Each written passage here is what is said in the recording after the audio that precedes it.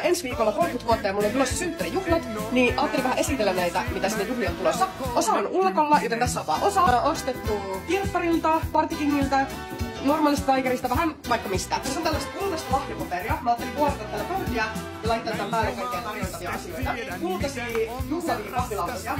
Mä kauheasti muistan, vasta pari päivää sitten havahduin siihen, että niin tosiaan juhlapaikassa ei ole astioita, eli aika pitkälti niin kertakäyttöastioiden varassa mennään. Tässä on tällaisia kultaisia palloita. Mulla on vihkillä myös kaikkia sellaisia kultaisia joulupalloja, millä hänikukoristumiksi. Koska mä oon tosi lapsellinen, niin myös tämmöisiä lapsellisia asioita tulossa sinne. Juhlitillejä, nimet purkulaku, Imasoo lemppari juomaa naamarin. Sitten kultaista glitteriä, mitä voi vieraat laittaa halutessaan vessassa. Tämmöiset vieraskirjakortit, niin kultaiset ylät myöskin, niistä Stefan kulta, jos ei käynyt jo ilmi.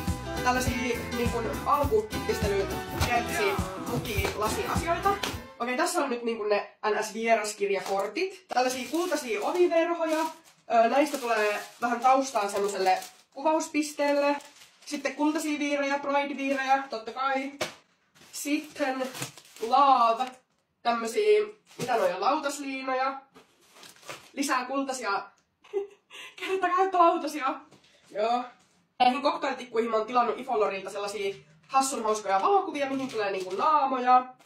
Sitten mä en oikeesti tiedä mikä hän on, mutta hän oli tuolla Partilandissa alennuksessa ja hän oli kultainen, niin mä ajattelin, että siitä voi askaralla paskaralla jotain sopivaa. Sitten tällaisia kultaisia tähtiviirejä. Kultaisia ilmapalloja. Kultaisia numeroilmapalloja. Kultavaa kultaista nauhaa. Tähän tulee valo kultaista serpentiinia, oikein tämmöistä hologrammi. Käsiraudat.